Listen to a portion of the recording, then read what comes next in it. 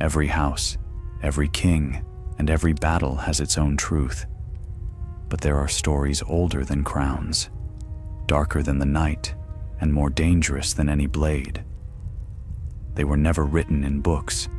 They were whispered to fire, to the trees, and to the dead gods.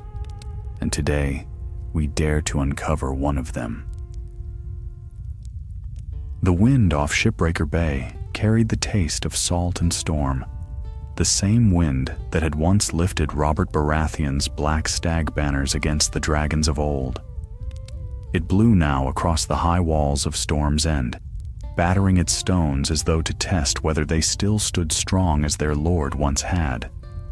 King Robert stood on the battlements, watching the sea writhe and shatter against the rocks far below. His cloak snapped behind him, heavy with golden thread and the crowned stag of his house. Yet even that regal weight could not hide the weariness in his shoulders. The crown sat crooked upon his brow, and his hand, large and scarred, rested on the pommel of his warhammer, though there were no foes to crush this night. Storm's End looks smaller every time I return, Robert muttered, more to the wind than to the silent guards at his back. You've grown, your grace, came a quiet reply. Eddard Stark stood a pace behind, the hood of his dark cloak drawn low. He had ridden south from Winterfell at Robert's summons, uneasy as ever to leave the north. "Aye," Robert said with a short laugh. "And fatter too, if the small folk's songs are to be believed." Ned allowed himself a faint smile. "They sing the same in the north, but they also say you are still the warrior who broke Rhaegar's chest on the trident." At that, Robert's grin faltered. "Aye," he said again, softer this time. "The warrior. That's what they remember." He looked back toward the waves. But they forget that warriors make poor kings. For a moment, neither spoke. The sea thundered and the torches along the wall hissed in the wind. Then Stannis came striding up the steps, his face set in its usual grim mask. "Your grace," he said stiffly, bowing only as much as form demanded. "A raven from Night Song. Word of trouble near the Dornish marches." Robert turned sharply. "What trouble?" "Riders," Stannis said. "Men flying banners with the dragon of House Targaryen. The Lord of Nightsong fears a gathering in the woods south of his holdfast.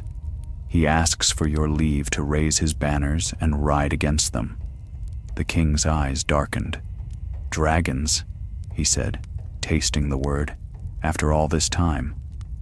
"Loyalists, perhaps," Ned said carefully. "Scattered men clinging to ghosts. It may be nothing." Robert shook his head.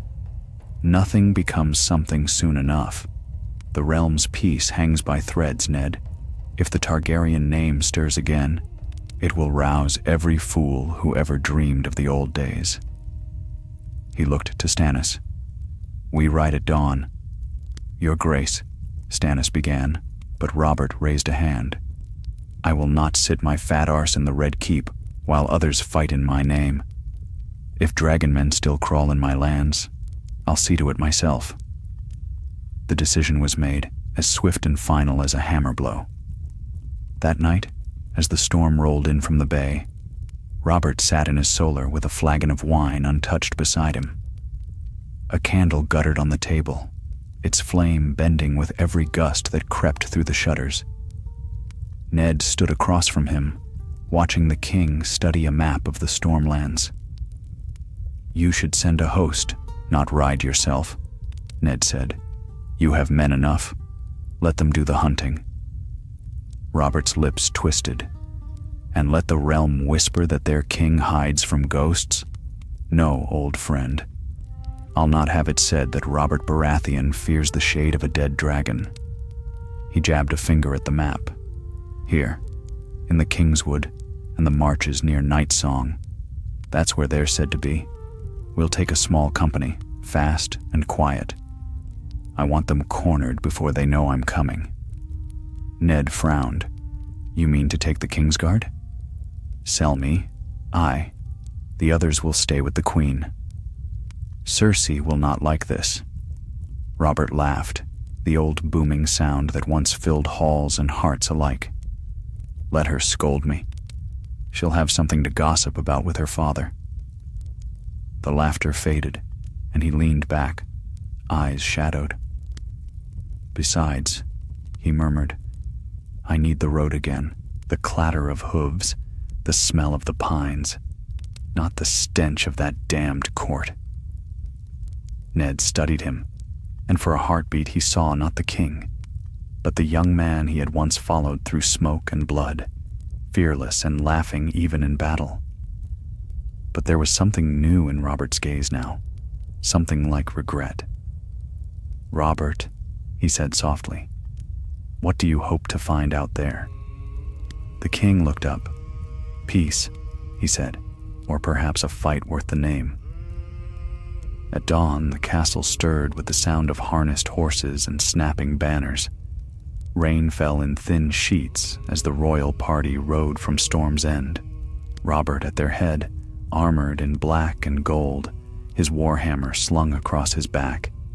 Eddard Stark beside him in gray and steel, Stannis grim as the storm itself, and Ser Barristan Selmy, white cloak fluttering, silent and watchful.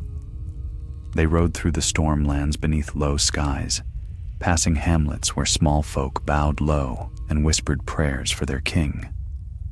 Robert rode hard, drinking in the air like a man starved. Each league carried him farther from the suffocating weight of his crown, closer to the man he once was. But as the forest thickened and the paths narrowed, the laughter faded from his lips. The tracks they followed led deeper into shadowed woods, where whispers of rebellion lingered like ghosts among the trees. By the third day, they found the first sign, a burned camp, the ashes still warm, and a blackened banner nailed to a tree, the three-headed dragon, painted in blood. Robert tore it down himself, his jaw set. They mean to rise again, he said. Then let's remind them who broke the dragons once before. The wind howled through the trees, carrying the scent of rain and smoke. And somewhere ahead, beyond the ridges and ravines of the Kingswood, men waited who had not yet accepted that the age of dragons was done. Robert Baratheon spurred his horse forward. The hunt had begun. The rain had softened to a steady drizzle by the time King Robert's company reached the edge of the Kingswood.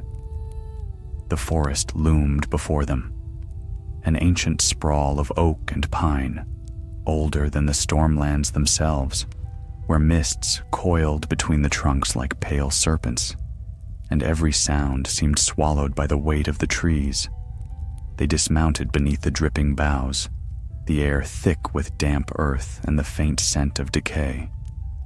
Robert stood beneath his black stallion's neck, hammer across his back, and peered into the shadowed paths ahead. 7 hells, he muttered. It's darker than a sept at midnight. Stannis swung down beside him, ever precise, ever dour. We should make camp before the light fails. The horses can go no further until the trail's dry. Robert grunted. Aye, you'd say that. You'd have us set tents and count rations, while the foe sharpens his blades. Eddard Stark approached, cloak drawn close against the rain. He's right, Robert.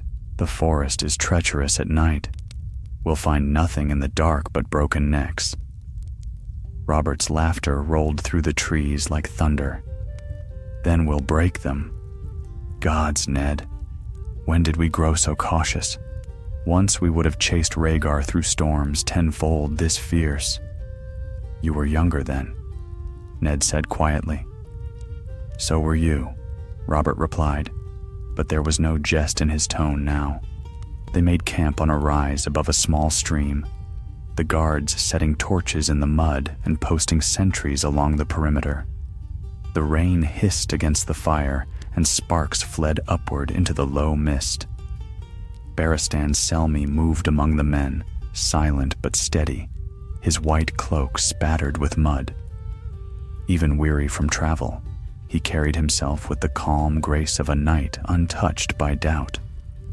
That night, as the others took shelter beneath their canvas, Robert sat by the fire with Ned and Barristan.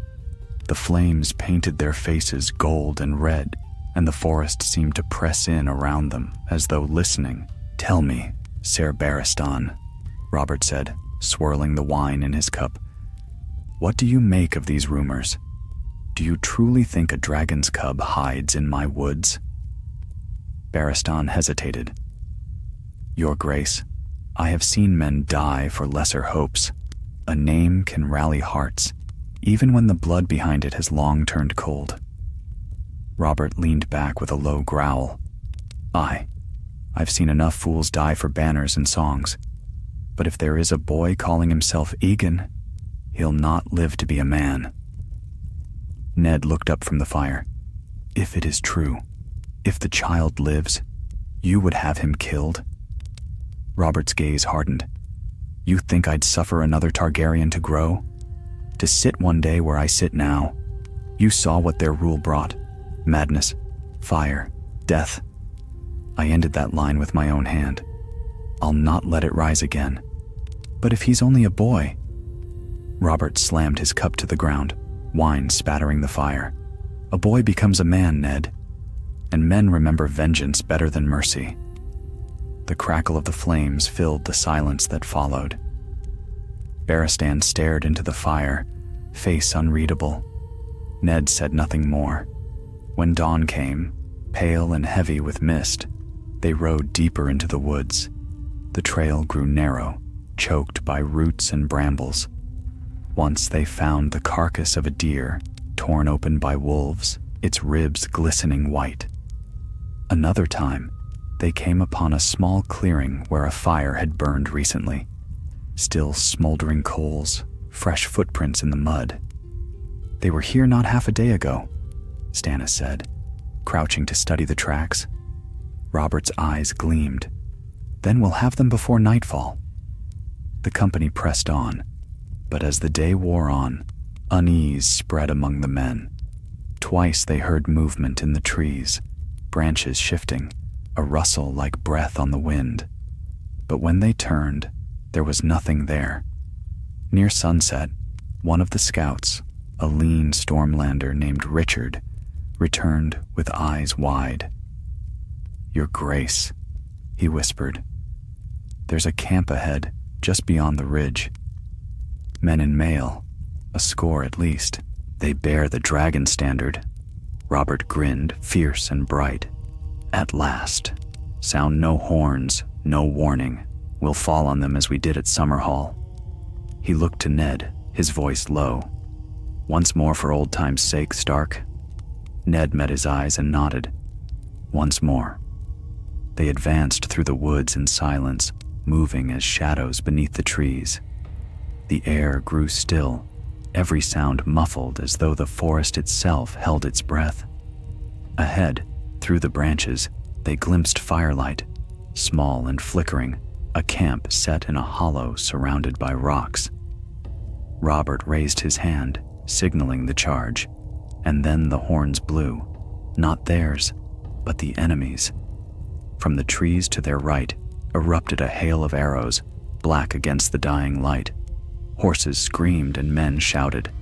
A shaft thudded into the earth beside Robert's boot. "Ambush!" Stannis roared, drawing his sword. "Forward!" Robert bellowed, wrenching his hammer free. He spurred his stallion down the slope, crashing through brush and mud, roaring like a storm. Behind him came his men, steel flashing, banners snapping in the dusk. The fight was savage and close.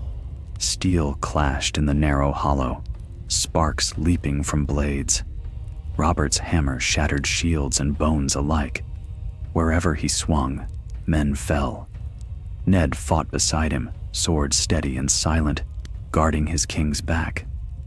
Through the chaos, Robert glimpsed a figure at the far edge of the camp, a knight in silvered mail, the black dragon on his chest glistening with rain. The man raised his sword in salute and called out, "For the rightful king, for Aegon of the Blood!" Robert charged, meeting him with a thunderous blow. The man's blade shattered, and he fell to his knees. The king's hammer came down once more, and the fight was done.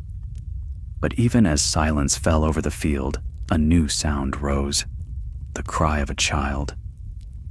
Ned turned toward one of the tents, where Baratheon knelt, lifting aside the flap. Inside, huddled beneath a cloak, was a boy no older than 4, his hair pale as moonlight, his eyes wide and violet. Robert froze. The hammer slipped from his hand and sank into the wet earth. "Gods," he whispered. "Rhaegar's eyes." The men around him waited, breath held. The child stared up at the king, trembling. Ned stepped forward. "Robert." But Robert did not move. Rain streamed down his face, mingling with sweat and blood. He looked at the boy, at the wreck of the camp, at the banner torn and trampled in the mud. Then he turned away. "Burn it," he said hoarsely. "All of it. No trace." The boy cried out as the tent was dragged down, but Robert did not look back. When they rode from the hollow, night had fallen, and the fires behind them burned low. The rain came harder, washing the blood from Robert's hands, but it could not wash away the look in the child's eyes, nor the doubt that had begun to stir in the king's heart. Far to the east, lightning flashed over the sea, and thunder rolled like the drums of some distant, unseen war. They rode through the night without word or song. The forest swallowed the sound of hooves, and the torches guttered in the wind.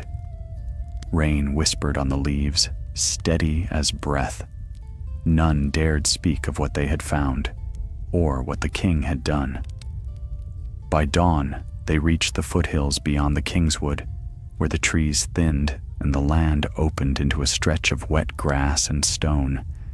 There, they halted. The horses were spent, the men hollow-eyed. Smoke drifted from the east, where their fires had devoured the camp of the dragon men. Robert dismounted in silence. His armor was dented, his cloak blackened by soot. He said nothing as Stannis approached, face as cold as ever. "The men await your word, your grace," Stannis said. "We have prisoners, 5 of them. They claim to be sellswords from Essos, hired to guard the boy." Robert stared across the field, jaw tight. "Kill them." Ned's voice cut through the still air. "Robert, kill them." The king turned, fury flashing in his eyes. "They followed a false king, bore false banners. You know the law as well as I." Ned met his gaze. "The law also says a man should hear the charges against him before he dies." For a heartbeat, it seemed Robert might strike him. Then the rage faded, leaving only weariness. He waved a hand. "Do what you will, Stark. I've had enough of traitors and ghosts." He turned away, striding toward a rocky outcrop that overlooked the mists below. The wind tore at his hair, and he breathed deep as though the air itself might wash him clean. Behind him, Ned gave the prisoners their chance to speak, but they were little more than broken men, gaunt and trembling, with nothing to tell beyond fragments of fear. One swore he had seen a woman in red come to their camp days before, her eyes like fire, her voice a song that turned men's hearts. Another spoke of gold promised by a man calling himself Darry, who bore the old Targaryen sigil sewn in secret. When the last had spoken, Ned gave the word, and the sentence was done. The forest took the sound. By midday, the company rode west, following the river toward Nightsong. The storm had passed, but the sky remained heavy, as if the clouds themselves mourned. Robert rode apart from the others, saying little. His hammer hung low at his saddle, caked in blood and mud. Near evening, They came upon a small village tucked between two hills, the thatched roofs still glistening with rain. The folk there came forth to see the king, bowing low as he passed. A woman stepped from her doorway, a child on her hip, and called out a blessing in the name of the seven. Robert halted. The boy she held was no older than the one from the camp. Golden-haired, bright-eyed, he laughed as the horse snorted. For a moment, the king simply stared, lips parted as if to speak. Then he turned his mount and rode on without a word. That night, they took shelter in the ruins of an old watchtower, its stones mottled with moss. The men built fires and spoke in low voices. Laughter rose once or twice, thin and uneasy. Ned found Robert seated alone on the tower steps, the glow of the flames dancing in his eyes. A half-empty skin of wine lay beside him. "You've hardly touched your supper," Ned said. "I've no taste for it." "You should eat." Robert gave a short, bitter laugh. "You sound like a septa. Eat, drink, pray. Aye, that's what they all say. As if it changes aught." He leaned forward, resting his elbows on his knees. "Do you remember the trident, Ned? The water red with blood? I can still see it when I close my eyes. Rhaegar's armor shining, rubies flying from his breast as I struck him down. I thought that was the end of it. I thought killing him would make it right." His hand clenched into a fist. "But I see his face still. And now I see his son's." Ned was silent a long while. The fire popped between them, and the wind sighed through the cracks in the stones. "War does not end cleanly," Ned said at last. "You know that as well as I." Robert's voice was rough. "Aye, but I was supposed to bring peace. Instead, I've brought ashes. I sit the throne, yet the realm rots beneath me. Lannisters plot, lords squabble, and good men die for nothing." He spat into the dirt. "What kind of king am I, Ned? The kind who fights for his people." Robert shook his head. "No, I fight because I cannot stop, because it's the only thing I ever did well." The two men sat without speaking. Above them, the stars began to break through the clouds, cold and distant. When dawn came, a scout brought word from the south. A band of riders had been seen along the Dornish road, bearing no banners, but moving fast. Stannis believed they were more loyalists, fleeing the fight. "We'll pursue them," Robert said at once. "No more half measures. I'll end this myself." They rode hard through the hills, the sun glaring on their armor. The trail led them through dry scrub and winding gullies, where the rocks glowed red in the light. The air grew hotter, the land harsher. By midday, they came upon the remnants of a caravan, broken wagons, bodies strewn along the path. One man still breathed, an old knight with gray hair and a breastplate dented near the heart. Robert knelt beside him. "Who did this?" The man's eyes fluttered open. "Darry," he rasped. "Sir Jonathor Darry. He rides for Blackhaven. Said the prince was lost, but the cause was not." Robert's hand tightened on his hammer. "Then he means to raise more men. Damn him." But the dying knight caught his wrist. "Not what you think," he gasped. "He hunts. Her." "Her?" The man's lips moved again, but no sound came. His eyes rolled back, and he was gone. The company stood in uneasy silence. Barristan spoke first. "He may have meant the woman your prisoners spoke of, the red one." Robert frowned. "Some Essosi witch, no doubt. Still, if she's stirring trouble, I'll have her burned beside the rest." They pressed on toward Blackhaven. The land rose in jagged ridges, and the wind carried the faint scent of smoke. Toward dusk, they crested a hill and saw a light flicker in the valley below, a lone campfire amid the rocks. Robert raised a hand for silence. "We ride down," he said. "No horns this time." We take whoever's there alive." They descended into the dark, hooves muffled on the stony ground. As they neared the fire, they saw a single figure seated beside it. A woman cloaked in crimson, her hair gleaming like copper in the firelight. She rose as they approached, eyes bright and strange. "So the storm comes at last," she said softly. "I have waited for you, Robert of the Hammer." The king stared at her, struck dumb for a heartbeat. "You know my name?" She smiled faintly. "I know your fate."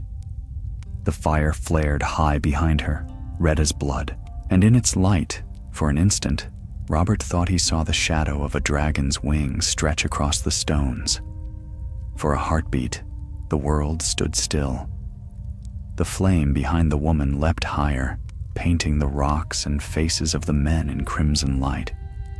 Her eyes were dark as garnets, her voice smooth and low, carrying through the valley like a hymn. "Robert Baratheon," she said again, as though naming him gave her power over him. "Breaker of kings, slayer of dragons. Yet the storm you began has not ended. It only sleeps." Robert lifted his hammer from his saddle, its head gleaming dull in the fire's glow. "You have a serpent's tongue, woman. Who are you, and what business do you have with the crown?" She inclined her head, unbothered by the ring of steel around her. "I am Melanie of Ashai, servant of the Lord of Light." Stannis stiffened at that name, though he said nothing. His eyes narrowed on her face, unblinking. Robert spat into the dust. "The Lord of Light? I've had my fill of foreign gods. You and your red fires can go back across the sea where you came from."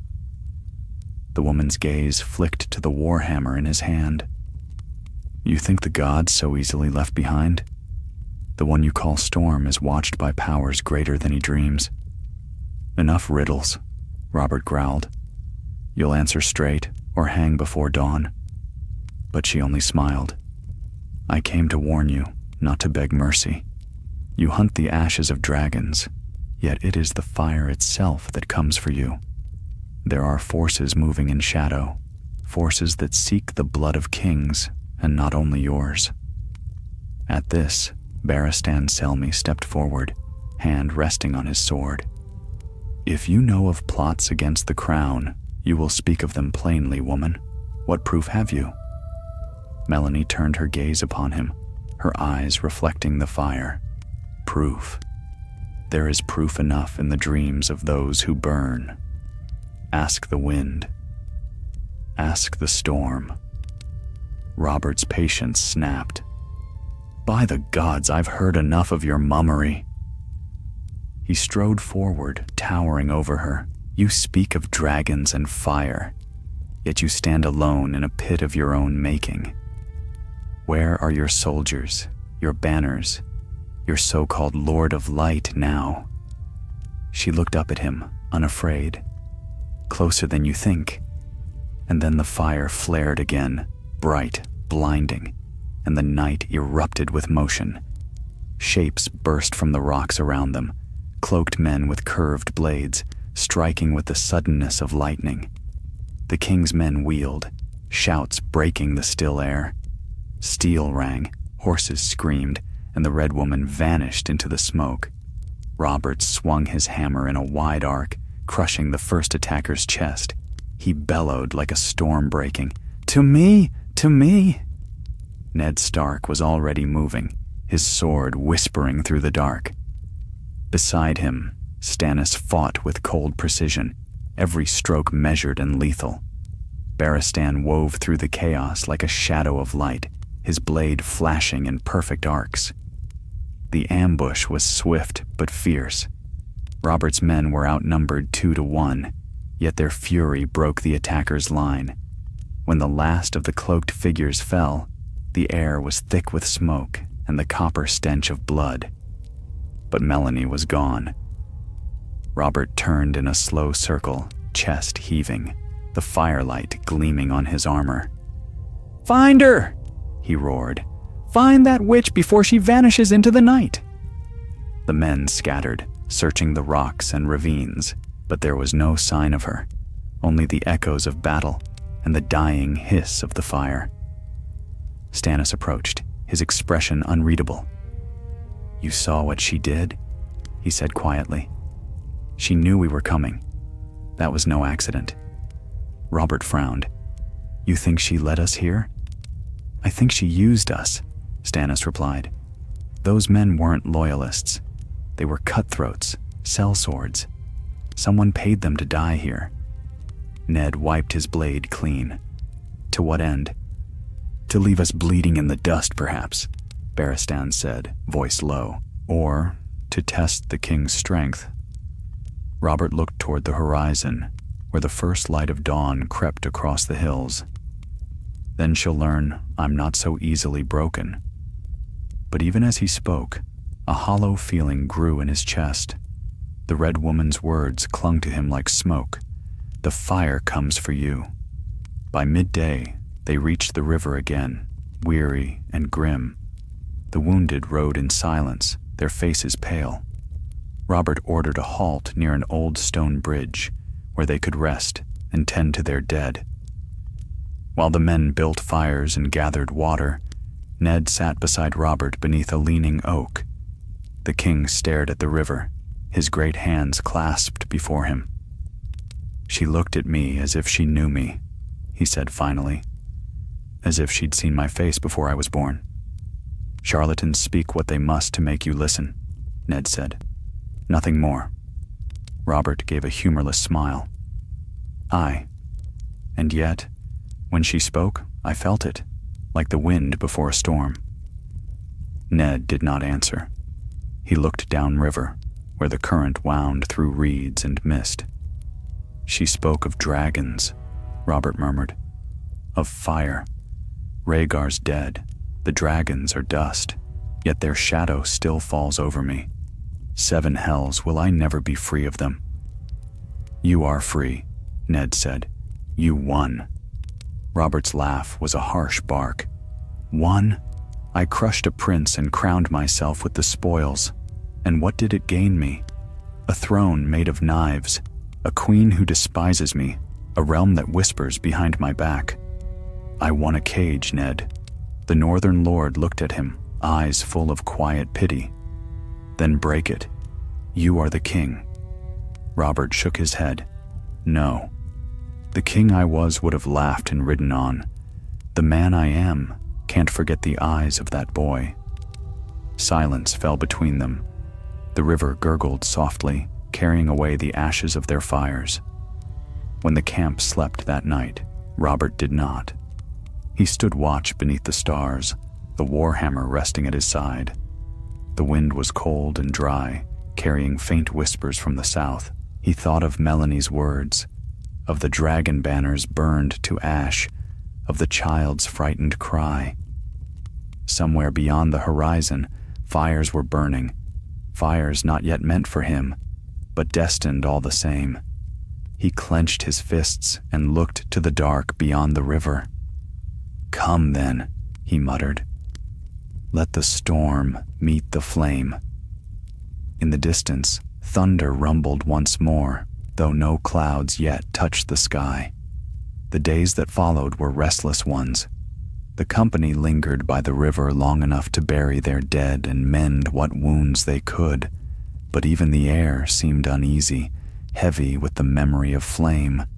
Every whisper of wind through the reeds sounded like a breath too close, every flicker of firelight like the shadow of that red-haired woman's eyes. Robert Baratheon did not speak her name again, yet she haunted him all the same.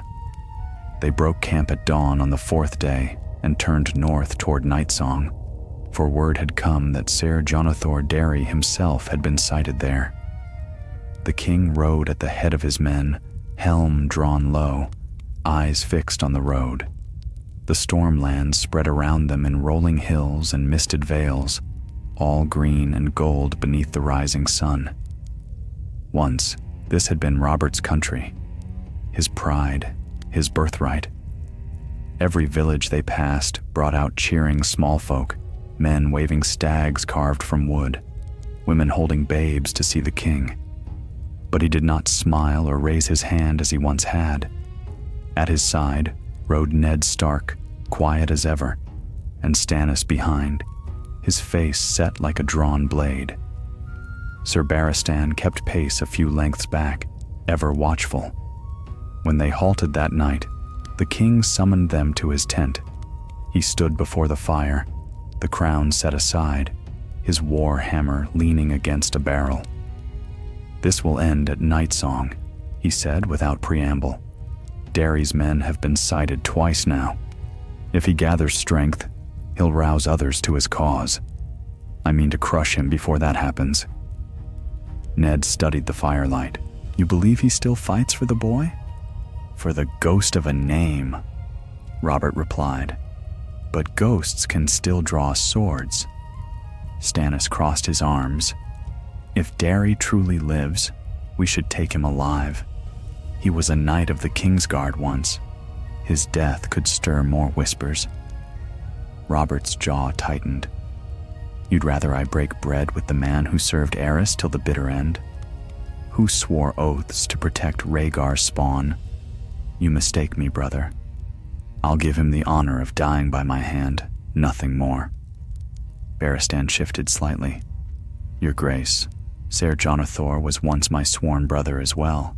If he can be reasoned with—" "Reason?" Robert snapped. "You think reason kept him when the rest fled? I'll have no more of it."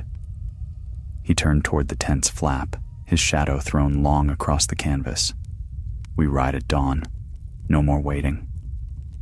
When the meeting ended, Ned lingered behind. "Robert," he said softly, "you fight old wars. The rebellion is done. The dead cannot rise again." The king's shoulders were broad as mountains, but in the wavering firelight, they seemed heavy with unseen weight. "Can't they?" he murmured.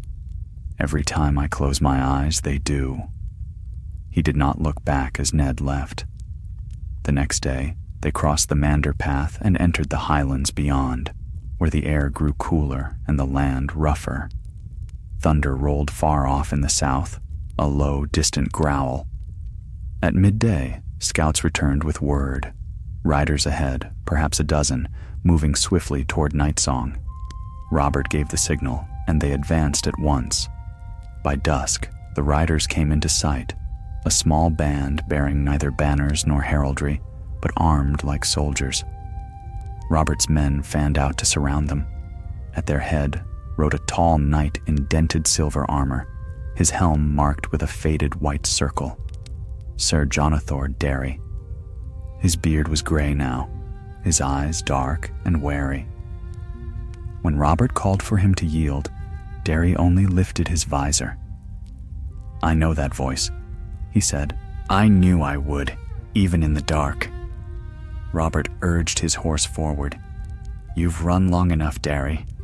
I'll have your sword and your name before I take your head." The old knight gave a weary smile. "And so it ends. You'll have both, but not before I speak." Robert raised his hammer. "Then speak quickly." Derry drew no weapon. "You think you've burned the last of us, but the boy you found in the woods was not the prince." A murmur rippled through the men. Ned's eyes narrowed. "What do you mean?" "He was a decoy," Derry said. "A child we raised in his place. The true Aegon lives still." Robert's hammer dipped slightly. "Lies," he said, though the word rang hollow. "Believe as you will," Derry answered. "But the dragon's blood runs thicker than ash. Even now, others guard him far from here. I stayed behind to draw your wrath." The king's face darkened. "Then you've succeeded." He spurred forward. Derry barely had time to lift his blade before the hammer struck. The sound echoed across the hills like thunder. The knight toppled from the saddle, lifeless before he hit the ground. Robert looked down at the body, breathing hard. "Let that be the end of it," he muttered. But Ned saw the tremor in his hand. They buried Derry where he fell, without song or words. When the men turned away, Robert lingered, staring at the fresh mound of earth. The wind stirred his cloak. "If he spoke true," he said, almost to himself, "then we've killed the wrong boy." Ned's reply was quiet. "And if he lied? Then I've killed a man for nothing." He looked up at the gray sky. "Either way, I find no victory here." They reached Nightsong 2 days later. Lord Caron received them with honor, though unease shadowed the feasting hall. Rumors of fire and riders had already spread, and the small folk whispered of ghosts in the woods. That night, Robert drank more than any man at the table, but his laughter rang hollow. When the hall had emptied and the candles burned low, he went alone to the battlements. The moon was pale above the clouds, the air sharp with the coming of rain. Ned found him there, as he often had before, staring into darkness as though it might offer answers. "She was right," Robert said quietly. "The Red Woman. She said the storm would meet the flame." "The flame is gone," Ned replied. "You saw her flee." Robert shook his head. "No, fire doesn't flee. It waits. It hides in the embers." Below them, lightning flickered across the horizon, brief and white. Ned laid a hand upon his friend's shoulder. "Let it be, Robert. The realm needs peace." "Peace," the king repeated, his voice distant. "Aye, perhaps. But I begin to think peace is for men who never won a throne." He turned from the battlements, the crown glinting in the starlight. "We ride for King's Landing on the morrow. This hunt is done." But even as he spoke, thunder rolled again across the stormlands, louder than before. It echoed through the hills and halls alike, as though something vast and unseen had stirred in its sleep. And though Robert Baratheon rode homeward as king and victor, he could not shake the feeling that he had only woken another war, one whose fire would not die so easily. The journey back to King's Landing began under skies the color of lead. The air was damp and heavy, the scent of rain thick upon the wind. Robert Baratheon rode in silence at the head of his column, his hammer slung across his saddle, his face set in grim thought. Behind him came Eddard Stark and Stannis, each silent in their own way. Ned with the quiet of one who listens to his conscience, Stannis with the silence of iron drawn tight. The king's company moved like ghosts through the stormlands, the banners drooping under drizzle and mist. They passed through villages half ruined by the last war, fields still scarred by fire though 10 years had gone. The folk knelt as the king passed, but few smiled. Robert saw them all, the gaunt faces, the patched cloaks, the hollow eyes, and for once he did not look away. One night, when they camped among the Barrow Hills, Robert sat apart from his men, his cup untouched beside him. The firelight flickered over his face, carving shadows beneath his eyes. "You should drink," Ned said softly, coming to sit beside him. "I've drunk enough to drown a fleet," Robert muttered, "and I'm still not rid of their faces." Ned said nothing. "The boy," Robert went on, staring into the flames. "His hair, his eyes, Rhaegar's, all over again. And now Derry's words gnaw at me like worms in wood. What if the prince truly lives, Ned? What if all I've done was for nothing?" "If he lives," Ned said carefully, "he's still but a child with no army, no dragons, no claim the realm would honor." Robert turned to him sharply. "And when he's grown? When some fool lord decides a dragon's son is worth dying for? I know how fast loyalties turn, Ned. They turned for me once." "You cannot fight phantoms." Robert laughed without mirth. "No, but I can damn well strike them if they come near my throne." The fire cracked between them, sending sparks into the mist. For a long time, neither spoke. When the dawn came, pale and sullen, The king gave the order to ride. They passed through the Dornish marches and the lands of House Fell, where the road wound between cliffs that shone like wet iron. On the second night, as they neared the Blackwater Rush, the rain returned with a vengeance. Lightning forked across the sky, thunder following so close it shook the earth. The company made camp in the shelter of an ancient sept long fallen to ruin. The 7 statues within were headless and worn smooth by weather. Robert gazed up at them and snorted. "Even the gods have lost their faces in my kingdom." Stannis said nothing, only watched the rain pour through the broken roof. Barristan stood near the doorway, helm beneath his arm, the white of his cloak gone gray with travel. It was he who first saw the rider. "Your Grace," he said, his voice cutting through the roar of rain. "Someone approaches." Robert was on his feet at once. Outside, a lone figure rode from the storm. No banner, no escort, just a horse dark with mud and a man bent low in the saddle. When he reached the sept, he dismounted heavily and dropped to one knee. "Your Grace," the man gasped. "From the east, urgent word." Robert's hand tightened on his hammer. "Speak." "A ship put in at Tarth. The crew carried word from Lys.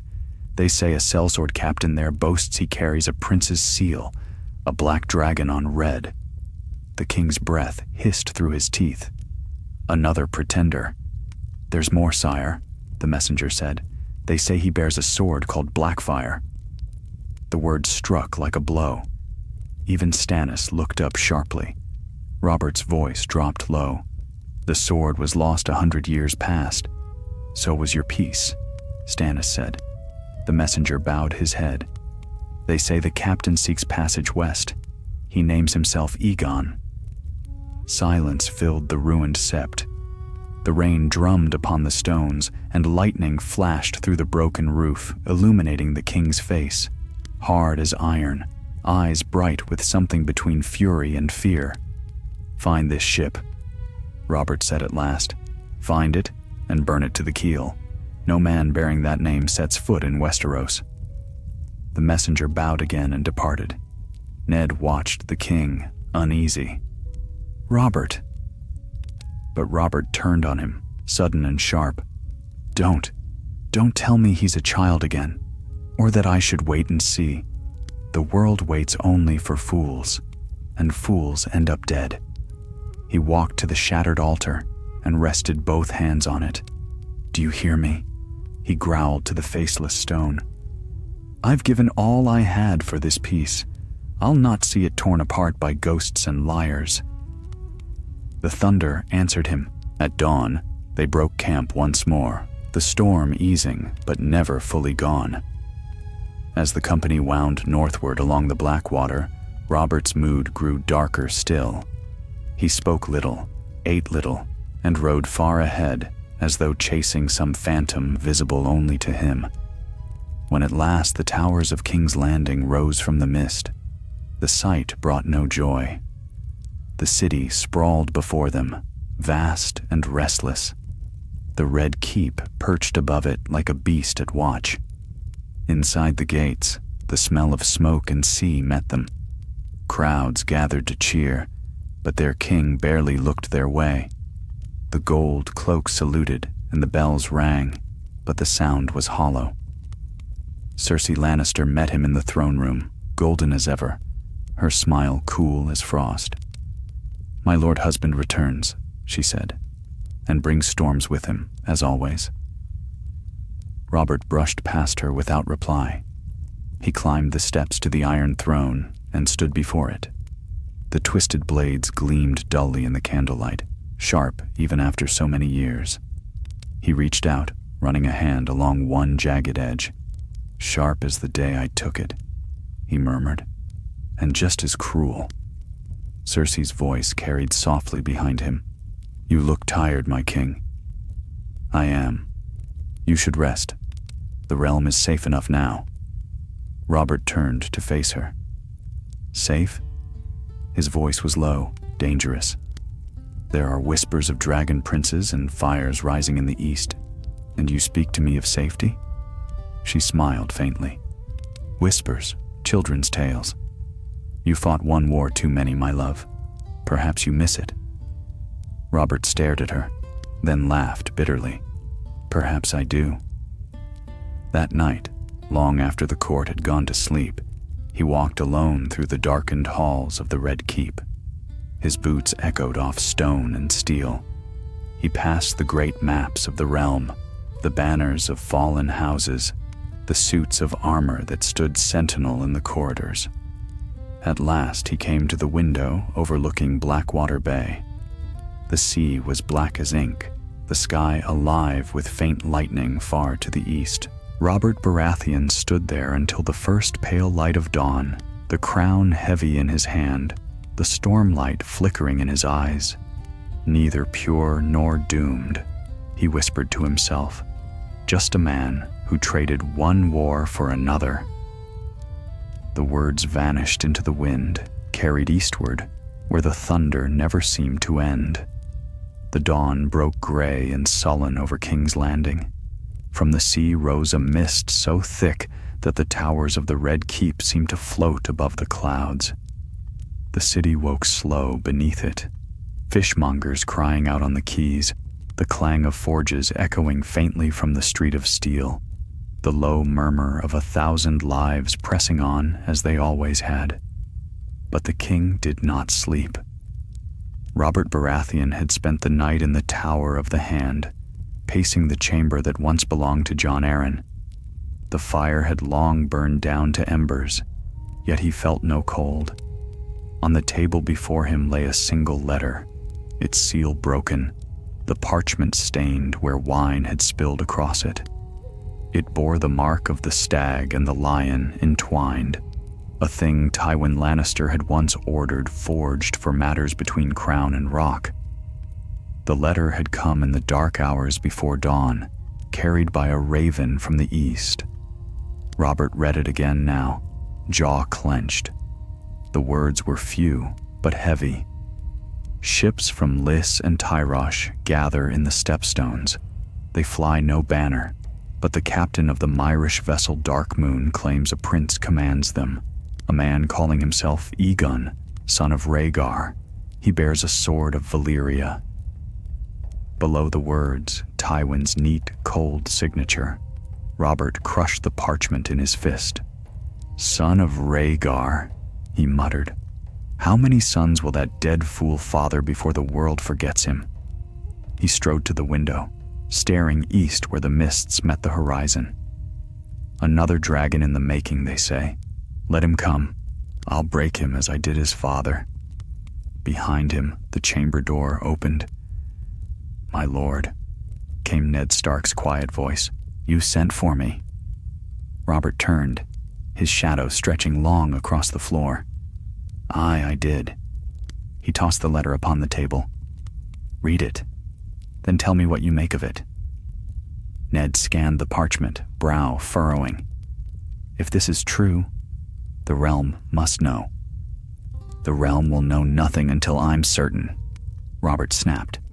"Half the realm's been ruled by rumors before, and I'll not have another war begun by whispers." Ned met his gaze. "And if the whispers prove truth?" Robert's eyes were dark as the sea. "Then I'll end it before it begins." He turned away, snatching up his warhammer. "I mean to sail east, Ned. Quietly, swiftly. We'll take a handful of men I trust, and see this pretender for ourselves." Ned's voice was careful. "You are the king. Your place is here." Robert's laugh was low and bitter. "Here, among flatterers and vipers. No, old friend. I was never meant for these damned walls. I was born for battlefields, not councils. If I am to keep this throne, I'll keep it as I won it, with steel in my hand." He looked at Ned, and for a heartbeat, the man he had been, the young lord of Storm's End, the hammer-wielding rebel, flashed behind his eyes. "You'll hold the city while I'm gone. Tell the council I hunt smugglers or pirates, or whatever lie suits them best. Ned hesitated, but he knew that once Robert's mind was set, it would not bend. "As you wish," he said at last, "but take Barristan with you. And Stannis. They will keep you safe." Robert smiled faintly. "Safe? God's help me, Ned. I've never been safe in my life." Within 2 days, a ship slipped from the royal docks under cover of mist. Its sails bore no sigil, its decks lined with men sworn to silence. Among them rode King Robert, Sir Barristan Selmy, Stannis Baratheon, and 20 of the best swords in the Stormlands. They sailed east, across the Blackwater and into the narrow sea, where gulls wheeled and the waves glittered cold beneath the sun. The voyage was swift, but unease clung to them like salt spray. On the third night, as stars spread across the sky, Robert stood alone upon the deck, watching the horizon. Barristan joined him quietly. "You should rest, Your Grace," the knight said. Robert shook his head. "I've rested too long already." The older man studied him. "You still bear the weight of ghosts?"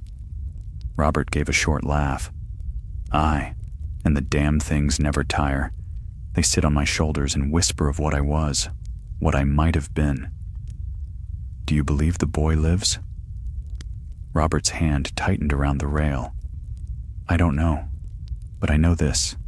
Someone wants me to believe it, and that's reason enough to swing a hammer again." They reached the stepstones beneath a waning moon. The sea was calm, but the air carried the scent of smoke. From afar, they saw the glimmer of campfires upon the largest of the isles. Robert's jaw set. "There," he said. "That's where the false prince makes his bed." They landed at dawn, moving through the coastal rocks like hunters. The camp was small, 100 men, rough-looking, sellswords from every corner of the free cities. Yet in their midst stood a figure cloaked in red silk, tall and slender, his hair pale as winter sunlight. When he turned, Robert stopped cold. The man's face was Rhaegar's, his eyes violet, his features noble and fine. For a moment, time bent backward. The river at the Trident flashed before Robert's eyes, the spray red with blood, Rhaegar's rubies flying through the air. Then the memory broke. He strode forward, hammer in hand. "Who are you?" The man smiled faintly. "I am Aegon, son of Rhaegar, rightful heir of Westeros." Robert's voice was low and dangerous. "You're a liar." "Am I?" The youth's eyes glinted. "Ask your own heart, Robert Baratheon. Ask it whether you killed a prince that day, or only a brother." Robert's fury flared. "I had no brother of his name." He swung his hammer. The blow would have crushed stone, but it met only air. The youth moved with preternatural grace, stepping aside, and the red cloak swirled like fire. Then the sea wind shifted, and the scent of smoke thickened. Barristan shouted, "Your Grace!" Behind them, the ship burned. Flames licked the masts, spreading fast. Figures moved in the smoke, men in dark mail, blades gleaming. It was a trap. Robert turned, roaring. As the sellswords closed, the hammer rose and fell, shattering shields, bones, skulls. Barristan fought beside him, white cloak flashing crimson with blood. Stannis drove his sword through a man's chest, grim and tireless. Yet the tide was endless. Robert saw the youth watching from the rocks, untouched by the chaos. The red cloak billowed behind him, and in his hand was a slender sword that glowed faintly in the dawn, red as living flame. When their eyes met, the youth lifted the blade in salute. "Neither pure nor doomed," he said, "only chosen." Then the sea wind rose, and he was gone.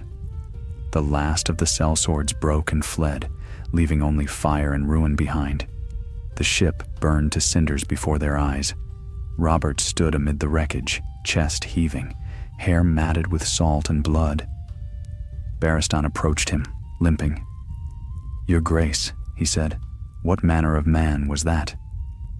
Robert stared eastward, where the mist swallowed sea and sky. "No man," he said softly.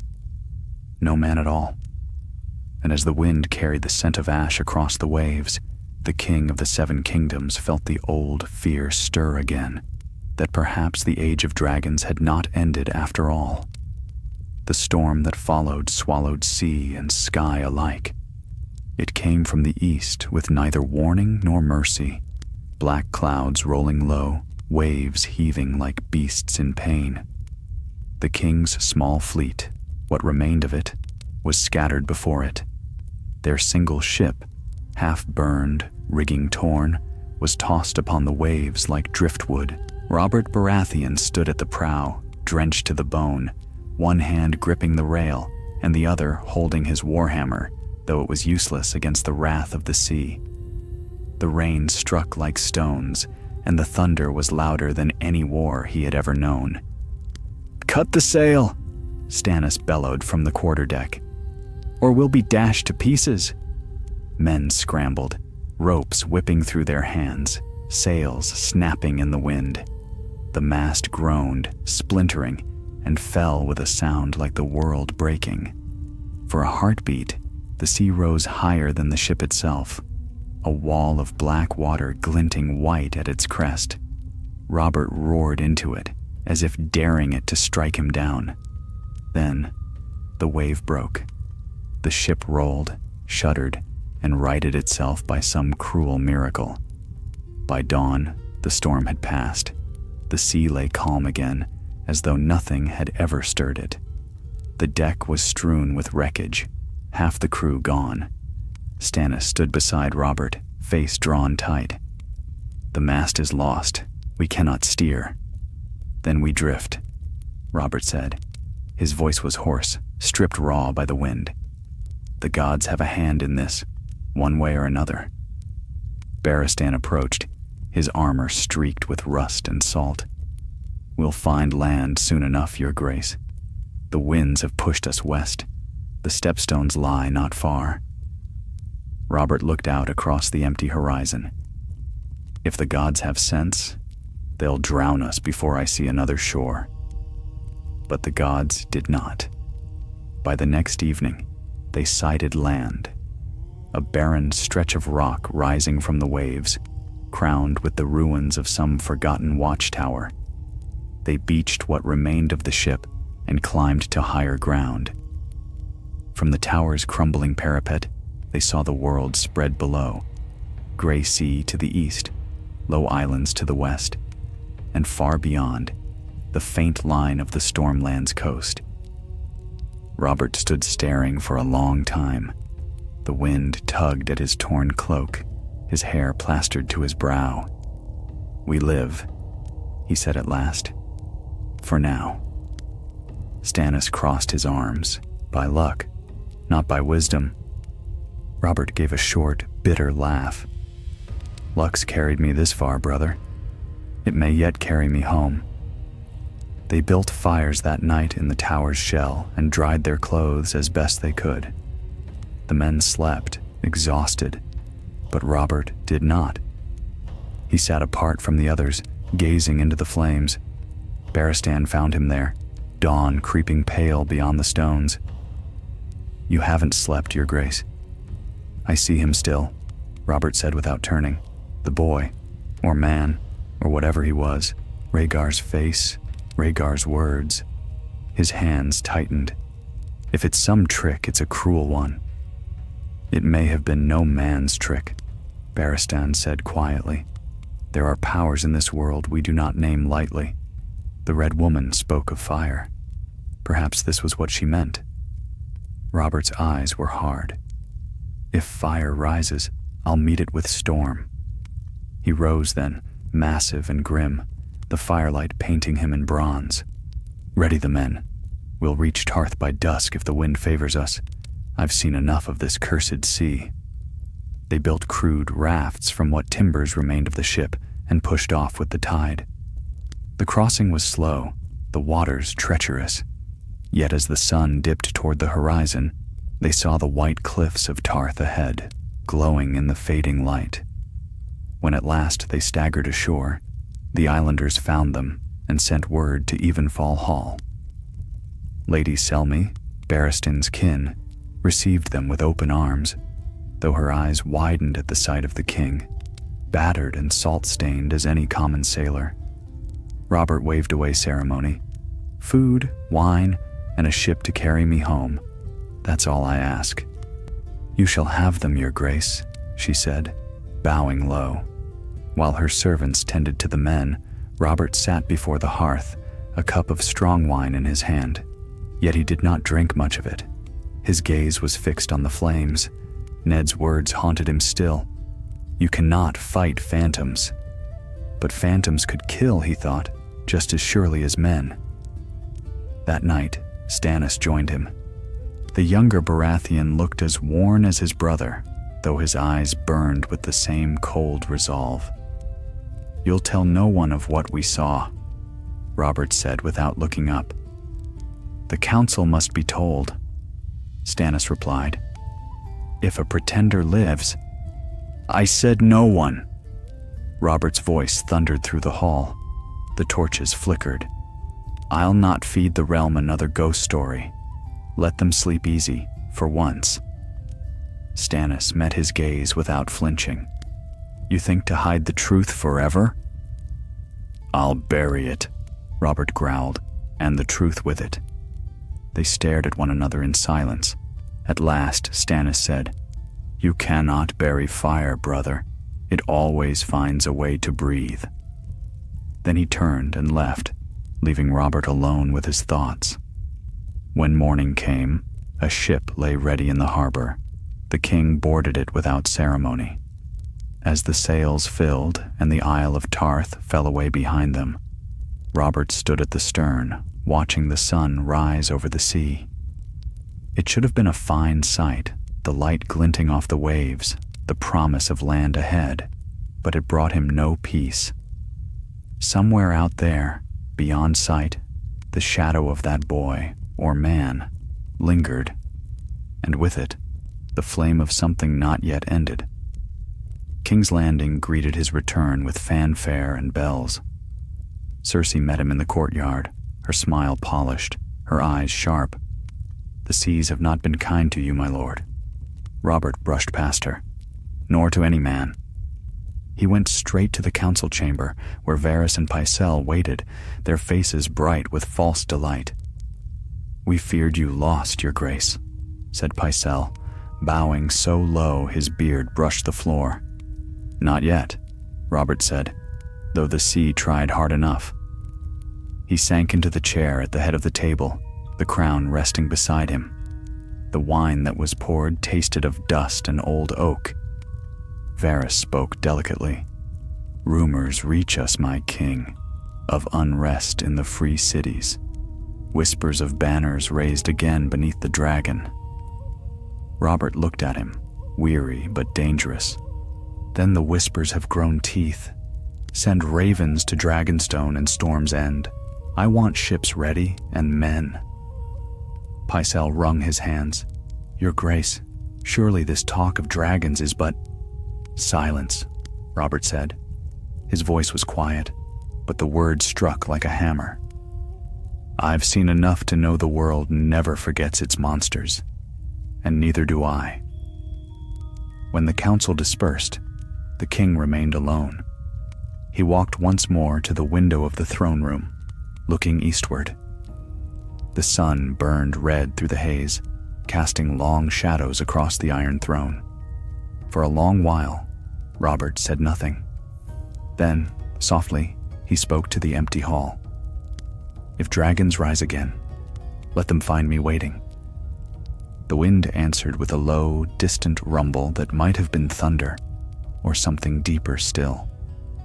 And in the east, though no man saw it, a single streak of fire traced across the dawn sky before fading into smoke. The days that followed Robert's return were uneasy ones. The court whispered behind closed doors. Their king changed, his laughter hollow, his eyes forever turned east. In the great hall of the Red Keep, he drank little and spoke less. Those who had known him longest, the small folk, his brothers, even Eddard Stark, sensed the weight that clung to him like chainmail worn too long. The Iron Throne stood silent above the council, its cruel blades glinting in the torchlight.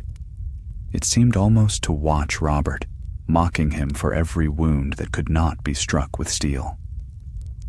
At council meetings, he said little, letting Varys drone about trade and Pycelle mumble through edicts. When Renly tried to jest, the king's look silenced him. When Cersei spoke of matters of court, he waved her off with a snarl.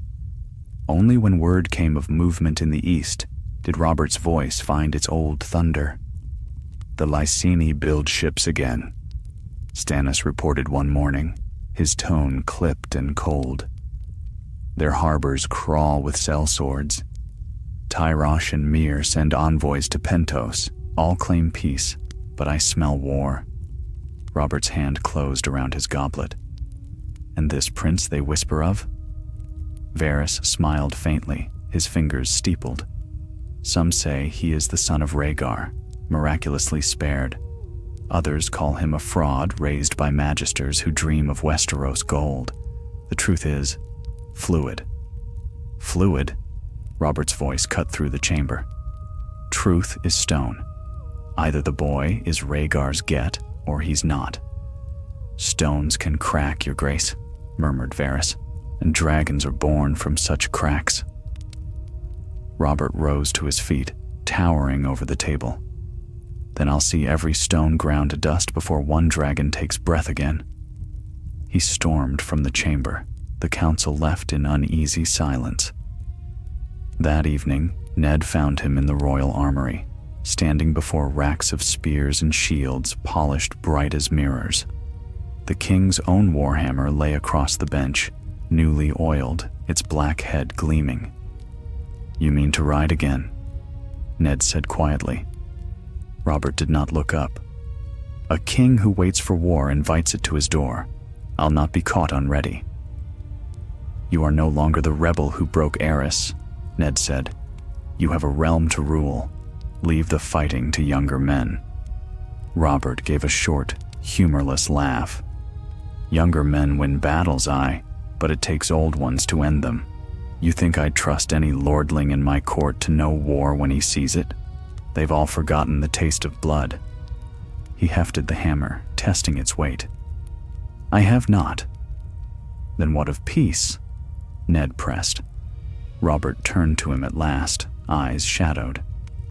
"Peace is a dream, Ned, and dreams are for children." He looked down at the hammer again.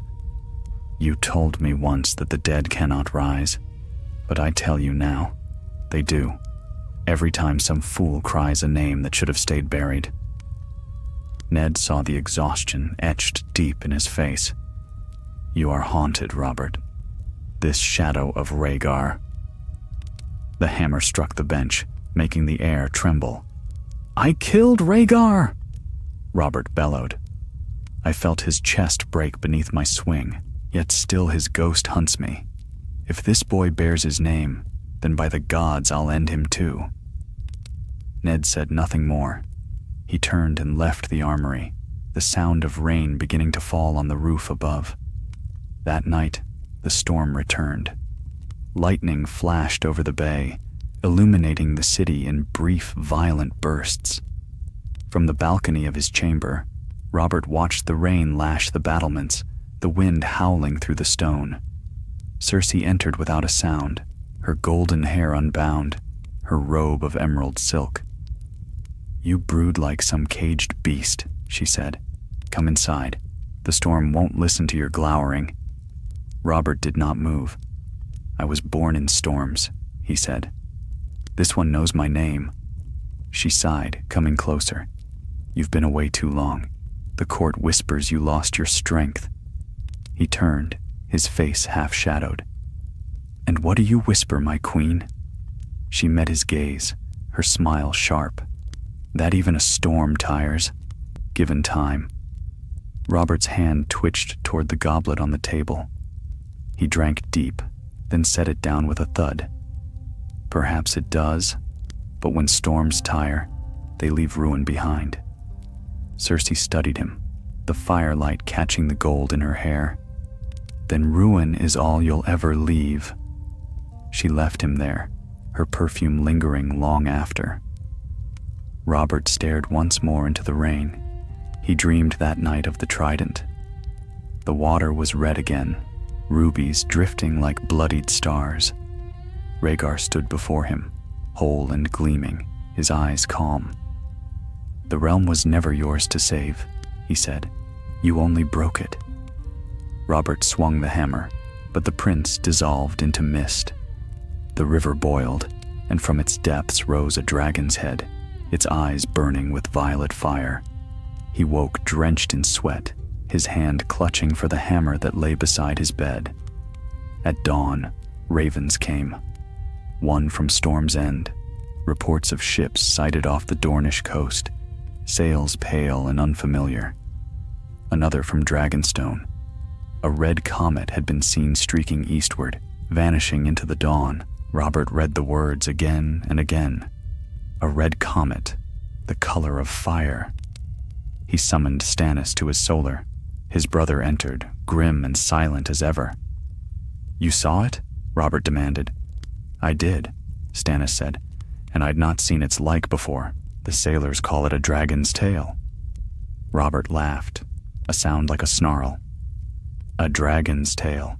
Of course they do." Stannis' eyes were flint. "You think it a sign."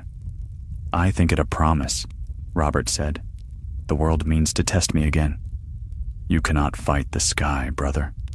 "No," Robert said softly. "But I can fight what falls from it." He turned toward the window, where the first light of morning bled through the clouds. "Ready the fleets. I want every ship from the Stormlands to sail within the month. If war comes from the east, we'll meet it before it touches these shores." "And if it's only omens and madmen's tales?" Robert's smile was fierce and weary all at once. "Then the sea will remember the sound of our oars, and the world will remember its king still draws breath." That night, the Red Keep was restless. Servants whispered of thunder that rolled though no storm brewed, of fires burning blue in the brazier halls. A few swore they saw a shape cross the moon, vast and fleeting, like wings made of flame. In his chamber, Robert could not sleep. He sat in silence, the warhammer across his knees. The comet still burned faint in the east, a wound upon the sky. He raised his cup once more, though the wine had long gone cold. "To peace," he said bitterly, "and to ghosts that will not rest."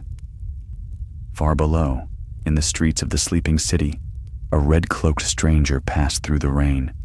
No guard stopped her. No eyes saw her but one.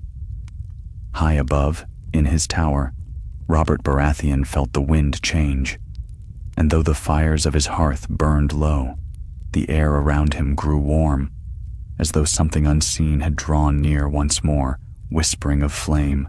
The Red Keep had never known such uneasy quiet. Servants moved like ghosts through its halls, their whispers dying at the first echo of bootsteps. Ravens came and went from the rookery in ceaseless flight, bearing letters sealed with wax of every color. Red from Dorne, green from the Reach, black from the Iron Isles. But the king read few of them.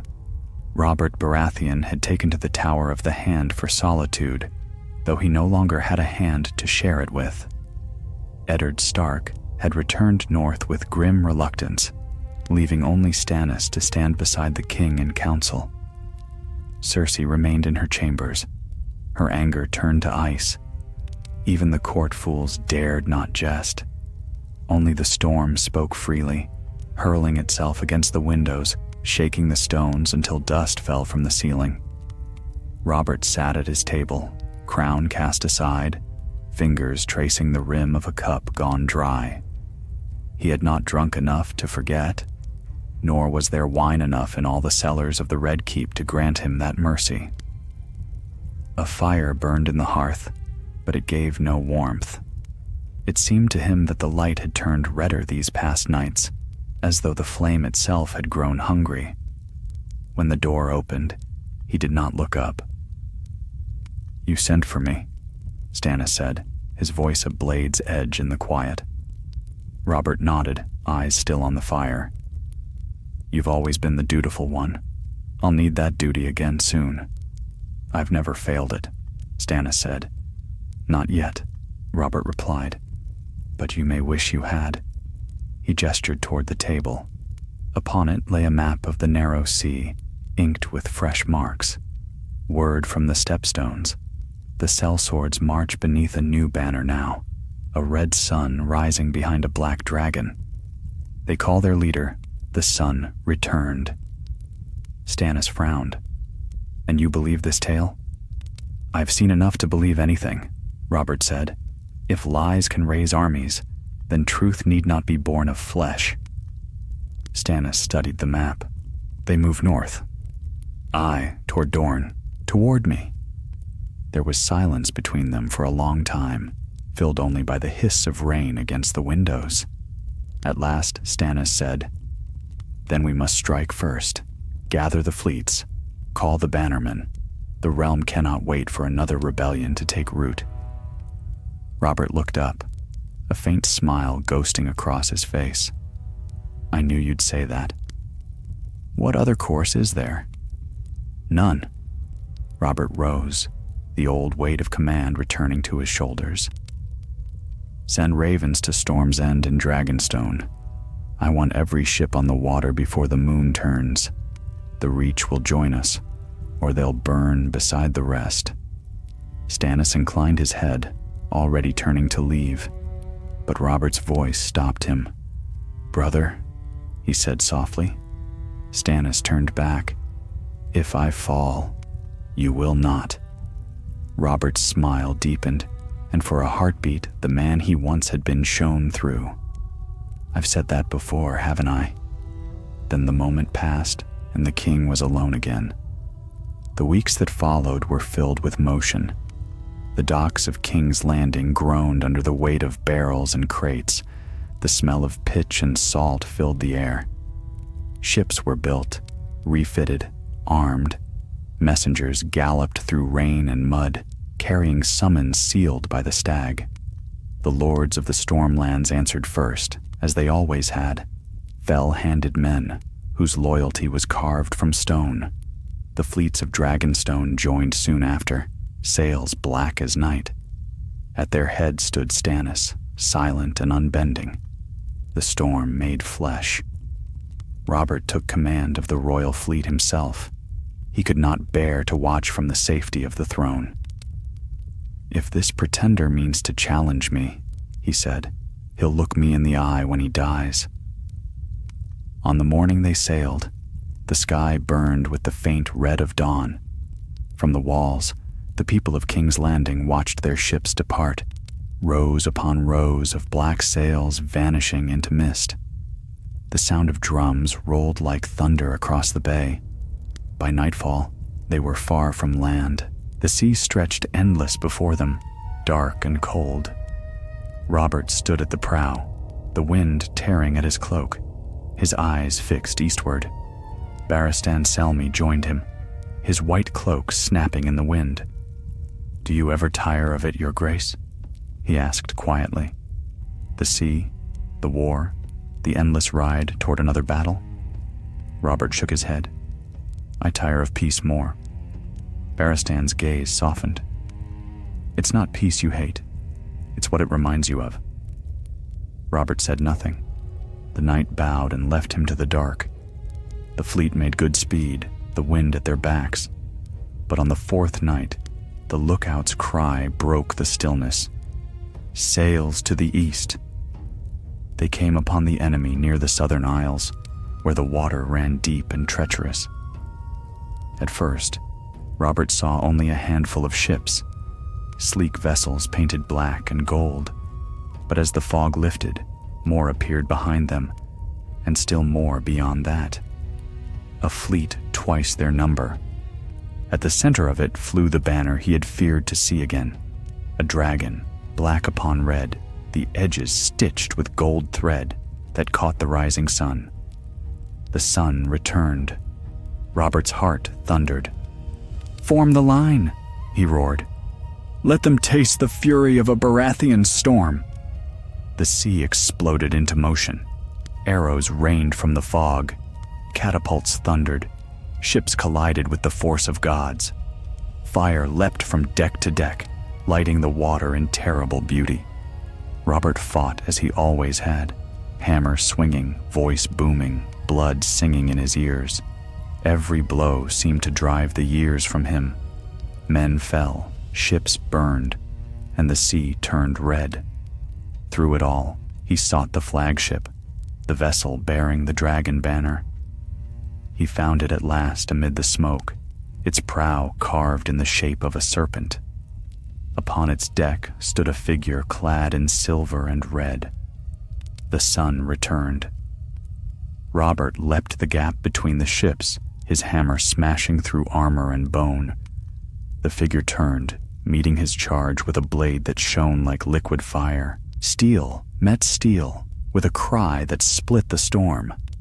"Who are you?" Robert shouted, pressing forward. "I am what your sins have made," the figure answered. The blade swept down, cutting sparks from the hammer's head. Robert struck back, his strength born of fury and dread. Again and again they clashed, until the deck ran slick with blood and water. Then, as lightning split the sky, the figure faltered. Robert's hammer came down, breaking steel and flesh alike. The man, or thing, fell, cloak spreading like flame across the boards. Robert stood over him, chest heaving.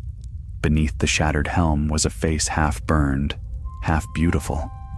One violet eye staring up at him, not Rhaegar, yet not wholly unlike.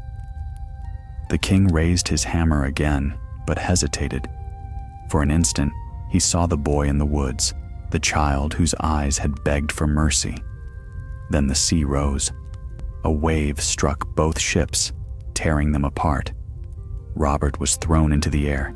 The hammer ripped from his grasp. He hit the water hard, cold as death. When he surfaced, the sky was full of fire. The fleets were gone, burning, sinking, devoured by storm. Robert clung to a floating plank, gasping, staring at the wreck of all he had built. Far off, through the smoke, he thought he saw something rise from the waves, a shape vast and winged, lit from below by the reflection of flames. He blinked, and it was gone. Only the thunder remained, rolling endlessly across the sea. And Robert Baratheon, king of Westeros, drifted toward a shore he could not yet see, while the dawn bled red once more upon the waves. The waves carried Robert ashore by dawn. He awoke to the sound of gulls and the taste of salt in his throat. The sand beneath him was black and coarse, flecked with bits of shell. His armor was gone, torn away by the sea, and the hammer that had won him a kingdom lay somewhere in the depths, beyond reach. For a time, he did not move. The tide lapped at his boots, rising and falling like the slow beat of a dying heart. Every muscle ached. Every breath cut through him as if the sea itself had lodged in his chest. When at last he stirred, he rolled onto his back and stared up at a sky washed pale with morning. The clouds were streaked with red, the same color that haunted his dreams. He pushed himself upright, groaning. The beach stretched far in both directions, empty save for the wreckage of ships, broken masts, torn sails, the bodies of men he had known. A crow perched atop a spar of driftwood, eyeing him without fear. "Aye," Robert muttered hoarsely. "Come have your fill, then." The bird only blinked, then took flight toward the cliffs beyond. It was there he saw smoke. Robert staggered to his feet, every step a battle, He followed the shoreline, gathering strength with each breath of brine and wind. The cliffs rose higher the farther he went, their sides carved with gullies and dark hollows where the sea thundered. At the cliff's base, he found a narrow path, half hidden by reeds. The smoke rose from above, faint but steady. He climbed. The trail wound upward through jagged stone, slick with moss and sea spray. His hands bled from the climb, but he did not stop. At last he hauled himself over the edge and found himself looking down upon a small encampment nestled in a hollow between the rocks. A dozen men moved about the camp, their armor mismatched, their faces hard. And at the center, before a roaring fire, stood a woman in a crimson cloak. Her hair was copper bright in the morning light, her eyes the color of flame. Robert froze. "Melanie," he breathed, though the name came like a curse. As if hearing it, she turned. "Your Grace," she said softly. "The sea delivered you as I knew it would." He descended into the camp, rage building with every step. "You knew?" he thundered. "You sent that storm, didn't you? You burned my ships." "I did nothing the Lord of Light did not will," she said calmly. "The fire chooses its own path." He reached her in 2 strides, seizing her by the arm. "Enough of your riddles, witch. Where are my men? My brother? Baratheon?" Her gaze did not waver. "They live. For now." "Where?" She pointed toward the sea. "Scattered among the isles. Each has his trial to face. You have yours." Robert released her roughly. "I've had my fill of trials." "Not yet," she said, her voice low. "The darkness that follows you will not end until you meet it in the flesh." He laughed, a harsh, broken sound. "Darkness? I've slain every shadow that's ever risen against me. Not this one." Something in her tone stilled him. She stepped closer, the firelight painting her face. "You think the storm and the flame are enemies," she whispered. "But they are kin. The same blood runs in both. You were chosen long ago, Robert Baratheon, by storm, by war, by death. Yet you turned from your purpose. You took a throne of iron when you were meant to wield a crown of fire." Robert's eyes hardened. "You speak madness." "Do I?" She reached into the fire and drew forth a burning coal. It did not sear her skin. The light from it danced in her eyes. "You felt it, have you not? The pull of something beyond steel and crown? The fire that called to you even as you slew its kin?" He said nothing. "The dragons burned the world to ash," she went on. "You were meant to be their heir in storm, their opposite and their end. But now the fire rises again, and only the storm can meet it." Robert stared at her hand, at the coal that should have blackened her flesh. "If this is your God's will," he said slowly, "then your God is crueler than any king." Her smile was sad. "All gods are cruel. That is why they need men like you." He turned away, his fists clenched. "You mean to use me, as you used that false prince?" "I mean to prepare you," she said. "The false prince was but a herald. The true fire wakes in the east even now. You saw its sign in the sky. When it comes, it will not be content to rule. It will burn." Robert looked out toward the sea. The horizon was veiled in mist, yet he thought he saw a faint gleam far off, a shimmer like scales beneath the sun. He blinked, and it was gone. He said nothing more. When he turned back, the woman was watching him with those unearthly eyes. "Come with me," she said softly. "Let me show you the fire's truth. You can still master it, if you will." Robert shook his head. "No, I'll not bow to fire nor shadow. I am the storm, and I bend to none." She studied him for a moment, then inclined her head. "Then you are what I feared. A man who fights the sea while drowning in it. Before he could answer, she turned and walked into the mist beyond the camp. The fire burned brighter in her wake, though no wood was added to it. Robert watched until she vanished, the crimson of her cloak swallowed by gray.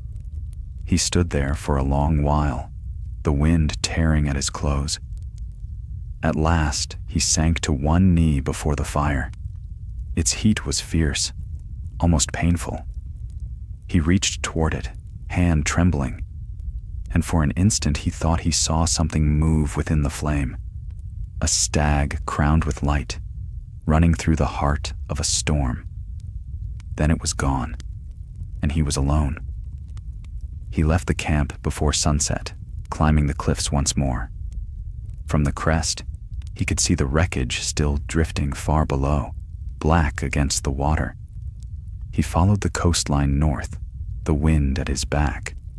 That night he found a cave for shelter and built a small fire from driftwood. The flames crackled, ordinary and dull, but he watched them all the same. He thought of his hammer lost to the depths, of his brothers scattered, of a realm teetering on the edge of another war. He thought of Rhaegar's face, and the boys, and the silver-haired phantom who had wielded a sword of fire. Sleep came only near dawn. In his dreams, he stood once more upon the trident, the river running red around his feet. Across from him, the dragon prince waited, not with a sword, but with open hands. "End it," Rhaegar said, "or it will begin again." Robert raised his hammer, but the reflection staring back from the water was not his own. It was crowned in flame. He woke gasping, the embers cold, and as the sun rose over the sea, Robert Baratheon knew that whatever war had begun, it was no longer only his to fight. The sea had carved him hollow. When Robert Baratheon at last found men again, he was scarcely more than a shadow of himself, sun-browned, salt-streaked, and grim as stone. The fishing village he came upon lay nestled between cliffs of black basalt, a place so small that no map had ever marked it. The folk there stared when he strode from the surf, bare-armed and ragged, yet still unmistakably a king. A gray-haired fisherman came forward, bowing low, though fear warred with confusion in his eyes. "Your Grace," he managed at last, "we thought you dead." "Dead?" Robert's voice was rough as gravel. "Not yet, though the sea tried its best." They gave him food and fire, and he sat among them as dusk fell, the smell of smoke and salt filling the air. They asked no questions, and he offered no answers. Only when the children began to whisper that the king himself had come walking from the waves did Robert stir. He rose, looked out over the water, and said quietly, "The sea gives back what it cannot keep." At dawn, he took a horse from the village and rode north. The path wound through hills green with mist and pine until the smell of the sea was a memory. Ravens followed him for half a day before falling away. He rode without rest, each hoofbeat echoing like the tolling of a bell. When he reached Storm's End, the keep stood before him like an old friend, vast, unbroken, defiant against wind and tide. Yet it felt strange to him now, smaller than his memory, its walls colder. Stannis was there already, as Robert had half expected. Having returned from the sea by his own road, the brothers met in the great hall. The storm beat at the windows and the torches guttered. For a moment neither spoke. "You live," Stannis said at last. Robert grinned, though it came out more like a snarl. "Disappointed?" "Surprised." The king threw back his cloak. "The ships are gone. The sea swallowed them whole. I saw fire upon the waves, Stannis, fire that burned on water." Stannis's jaw tightened. "The fleet was lost. I gathered what men survived. The rest are dead." Robert moved to the hearth, staring into the flames. "I fought him," he said. "The sun returned. I broke him with my own hand. Yet when the storm took us, I swear I saw wings rise from the sea." "You saw the wind and your own madness," Stannis said. "Nothing more." Robert turned on him, eyes wild. "Madness! I know what I saw." For a heartbeat, the air between them crackled like thunder. Then Stannis said, quieter, "It changes nothing. The realm still needs its king." The words struck harder than any blow. Robert sank into a chair, head bowed. "The realm," he muttered. "Aye, always the realm. But what am I to it now?" "A man who still wears a crown," Stannis said. "That must be enough."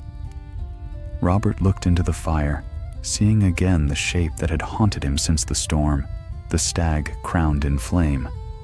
"Enough," he repeated, as if testing the word. "Perhaps." That night the wind rose fierce, and sleep would not come. Robert walked the battlements alone. The storm raged below, hurling white spray against the walls, but he stood unflinching. Once he had loved such nights, when thunder drowned thought and lightning made day of darkness. Now he felt only weariness. From the east he saw a red glow through the rain, a single fire burning on the cliffs beyond the keep.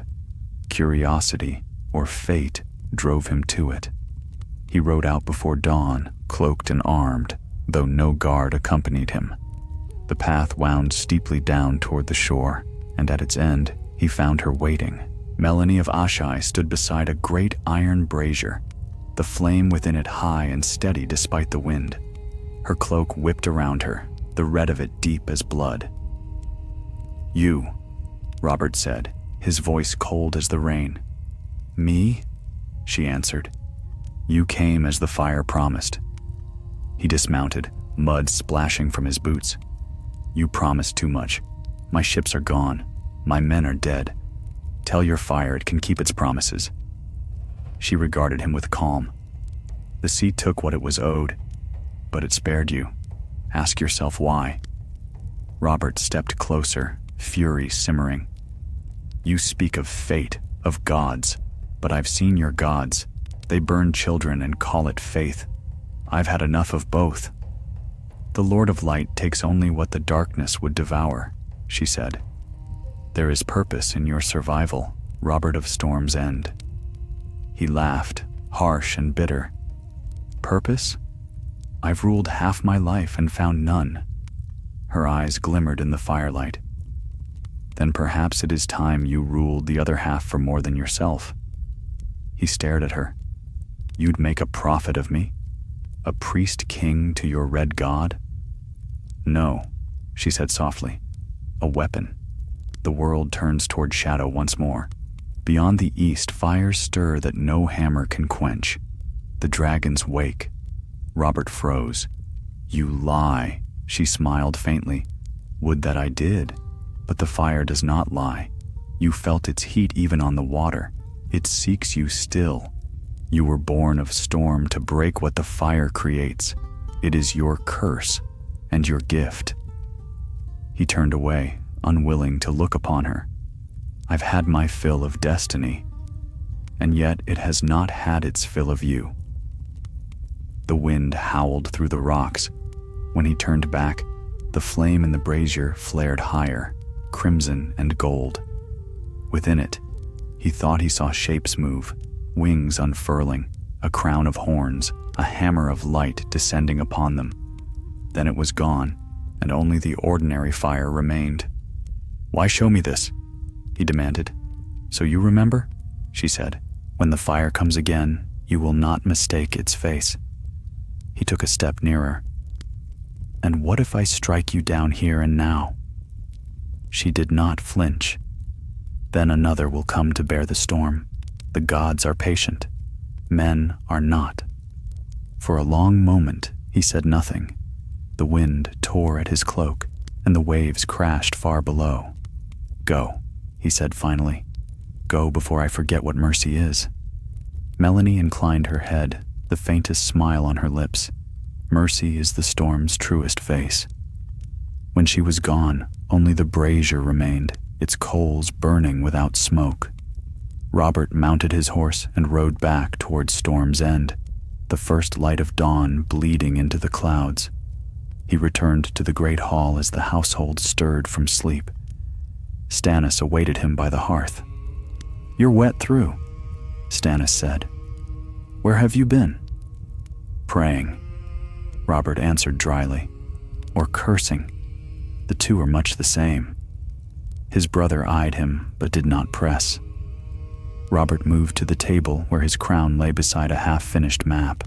He looked at it for a long time, then set his hand upon it. "We march," he said at last. "Where?" Stannis asked. "North," Robert said, his voice low but certain. "The sea has given me back to the living. If the fire rises in the east, then the storm will rise against it." He looked up, and there was something in his eyes that had not been there before. A light not of madness, but of purpose newly found.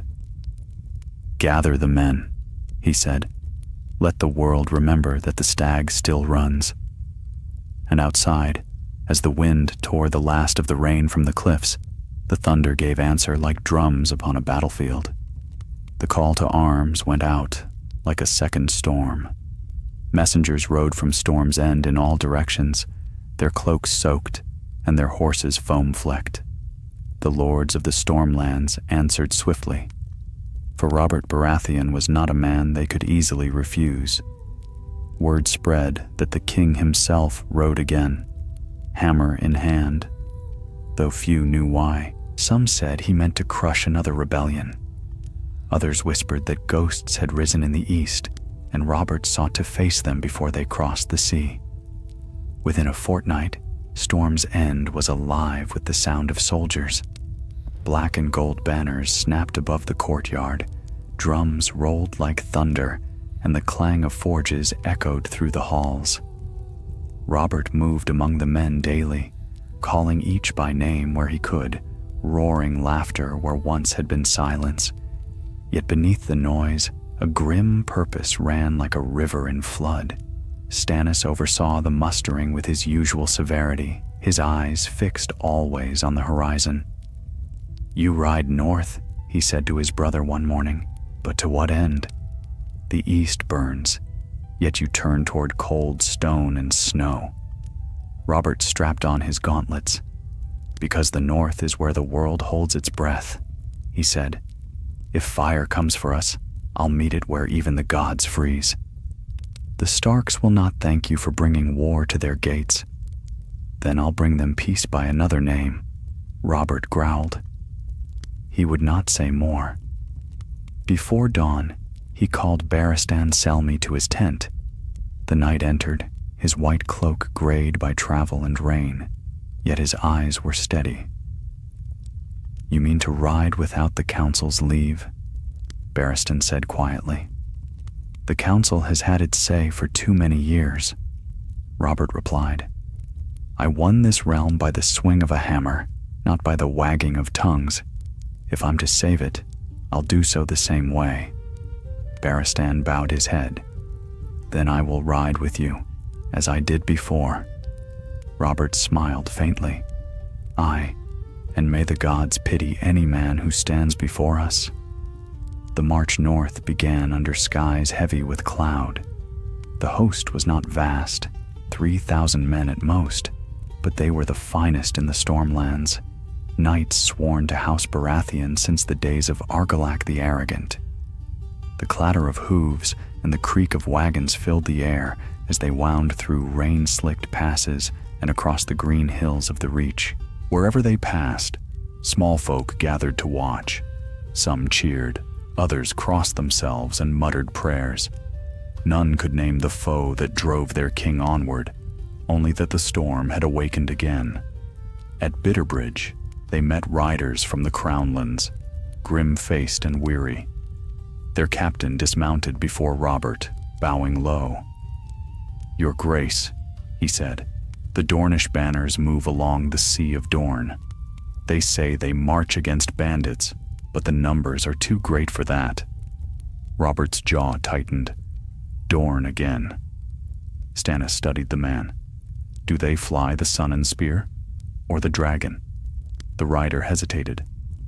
Both, my lord. A red sun behind a black dragon. A hush fell over the camp. Robert stared eastward a long time before speaking. So, the fire spreads. That night, the fires of the king's camp burned low. Rain hissed against the coals, and thunder rolled far off across the plains. Robert sat alone beneath the awning of his tent, the warhammer across his knees. He had not touched wine in days. When Baratheon approached, he did not look up. "Do you believe in omens, Sir Baratheon?" The knight paused. "I believe in men, your grace, in the choices they make, not in the shadows that follow them." Robert's gaze was distant. "And if the shadow walks with a man's face, then I would trust the man I know before the face I fear." Robert smiled faintly. "You speak like Ned." "I try to speak like truth," Baratheon said. The king's eyes flickered to the fire. "Truth is a blade few can hold. It burns hotter than your red woman's god." By the time they reached the neck, word had already preceded them. Men of the Crannogs came from their swamps to watch the royal host pass, their faces painted green and gray. They whispered of strange lights in the northern sky, flares of red that moved like wings, vanishing when the dawn broke. Robert pressed on, though each league seemed heavier than the last. At Moat Cailin they rested, and there a raven found them. The message bore the seal of Winterfell. "Come north if you will, but come in peace." Ned's words were plain, yet Robert heard the steel beneath them. He smiled grimly. "Peace, that's what I'm trying to bring him." They rode from the neck with half their number, leaving Stannis to guard the rear. Snow began to fall as they crossed into the north, light at first, then heavy, swirling in pale curtains that swallowed the road. The men of the Stormlands had never seen such winter. They cursed and shivered, yet still they followed. When the towers of Winterfell came into view, their fires gleaming through the snow, Robert felt a strange calm settle over him. It had been years since he had last seen the castle's gray walls, and longer still since he had called it home for a night. The gates opened to him, though not warmly. Ned Stark stood waiting in the courtyard, his cloak of direwolf fur drawn tight. His face was older, sterner, but his eyes were the same. "Robert," he said, "you should have sent word." "And wait for you to tell me no?" Robert dismounted, grinning. "I'd not give you the chance." They embraced briefly, warriors more than friends now. When they parted, Ned looked past him to the host gathering beyond the walls. "You've brought half the Stormlands with you." "I bring what I must," Robert said. "The world shifts again, Ned. I need the North ready." "For what?" "For fire." Ned's brow furrowed. "You speak in riddles." "I've seen things," Robert said. "On the sea, in flame. A power waking in the east that would burn the realm to ash if we let it." "The east is far from here," Ned said. "Our battlefields are snow and stone, not fire and smoke." Robert shook his head. "No battlefield is far enough. When the dragons rise again, all the world will burn." Ned studied him, snow falling in his hair. "You sound like a man haunted." "I am," Robert admitted, "but not by madness." He turned toward the firelit windows of the great hall. "You'll march with me when the time comes." Ned hesitated. "If the realm is truly in danger, the North will stand with its king, but I'll not fight shadows." Robert's smile was grim. "Then let's hope they stay that way." That night, as guests in Winterfell's hall, the Storm King and the Wolf Lord sat long after the feast had ended. The fire crackled, casting their shadows large upon the stone. Outside, The wind howled like a living thing. "Do you ever think of what we were?" Robert asked quietly. "Two young fools dreaming of crowns and songs." "Sometimes," Ned said. "But the dreams fade. The work remains." Robert nodded. "Aye, and the work's not done yet." He rose, staring into the flames. "The fire's coming, Ned. I can feel it." "Then we'll meet it," Ned said simply. Robert looked back at him, and for a moment the years fell away. The warrior's grin returned, fierce and boyish. "Aye, we'll meet it together." And somewhere far to the east, beyond mountains and deserts and seas, a spark caught in the dark, small as a breath, bright as dawn, and the world shifted once more toward flame. Snow lay thick upon the courtyards of Winterfell by the time the first new year of that long winter dawned. The walls loomed pale and ancient beneath a sky the color of old iron, and the air itself seemed frozen still, as if the world held its breath. Yet within the great hall, the fires roared bright, and the king of the Seven Kingdoms sat at the high table beside his oldest friend. Robert Baratheon looked older than the hall remembered him, his beard gone to gray, his eyes rimmed red from sleepless nights, but there was iron left in him still. He drank little, laughed seldom, and listened long. His hammer leaned beside his chair, its haft worn smooth by years of war. When the feast was done and the lords had drifted to their cups, he rose. "Tomorrow I ride," he said, his voice carrying through the hall. "I came north seeking truth, and I've found only warnings. Yet warnings are wind without action.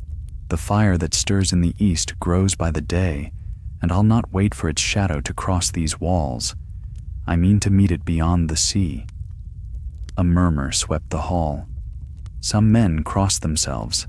Others stared as though he'd named madness. Ned Stark rose slowly. "You would leave the realm again so soon?" "I would save it before it's too late." The hall went still. Robert's gaze swept the faces before him, old knights, young squires, and wary northern lords who had fought once under his banners. "You think me chasing ghosts," he said. "But I tell you this. I have seen fire that burns on water, and ships that move without wind. I have seen a woman who walks through flame untouched, and a sword that glows like dawn. If I do nothing, the realm will drown in red before another harvest." He turned to Ned, voice softer now. "You remember how it was, at the Trident. The world balanced on one battle. It does so again, and the gods have cursed me to fight it." Ned's eyes held his, steady and sorrowful. "And if this fire cannot be fought," Robert's smile was grim, "then I'll be the first to burn." At dawn he rode out from Winterfell. A few dozen men went with him, Stormlanders, Northmen, and one knight in white armor who had refused to leave his side. Stannis remained behind, bound by duty to hold the south, while Ned rode with him as far as the Barrowlands. For 2 days they traveled through snow and silence. Ravens followed their path, black against the gray sky. At the last ridge before the White Knife, they halted. Beyond lay the long road to White Harbor and the waiting ships. Here the two friends parted. "You could stay," Ned said. "There's still peace here, of a sort." Robert shook his head. "Peace is the lie that kills kings." "Then what truth do you hope to find across the sea?" "The same truth I found at the Trident," Robert said. "That some evils can't be bargained with. They must be broken." He clasped Ned's arm, the strength of old comradeship between them. "If I fail, keep the realm. Keep it whole." "I will," Ned promised. Robert nodded once, then turned his horse toward the dawn.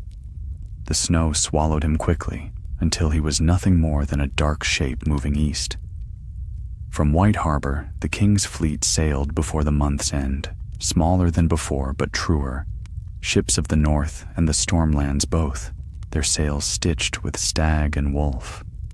The sea met them with biting wind, but Robert felt more alive upon the deck than he had in years.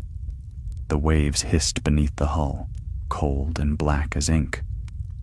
Ser Barristan stood beside him, steady as a mast. "Do you think it wise to tempt fate twice upon the same waters?" Robert's grin was fierce. "Fate's a coward, Barristan. It flees from those who chase it." The knight smiled faintly. "Then may it never find the courage to turn." For many days they sailed east, past the stepstones, where wrecks still jutted from the surf like the ribs of dead giants. Robert looked upon them in silence, remembering the fire, the storm, and the face that had stared back at him from the burning deck, a face half Rhaegar, half his own reflection. Beyond the islands, the seas grew warmer. They passed merchant cogs bound for Pentos, their crews watching the royal fleet with awe and fear. News spread before them like ripples on water. In every port they heard new tales, of cities aflame, of temples to fire, of a queen in the east who rode dragons reborn from stone. Each story tightened the storm in Robert's chest. One night, as the stars wheeled bright above, he stood alone on the deck and watched the sea. The wind had died, and the sails hung limp. Only the slow breathing of the water filled the silence. He spoke aloud, though no one stood near. "If you mean to test me again, gods, do it now. I'm done with waiting." The sea gave no answer, yet in the east, faint on the horizon, a red light flickered. First one, then two, then three, as if fires burned upon the very waves. Barristan joined him at dawn, his cloak wet with mist. "Fires ahead," he said. "We'll reach them by nightfall." Robert's hand tightened on the rail. Then the storm comes again.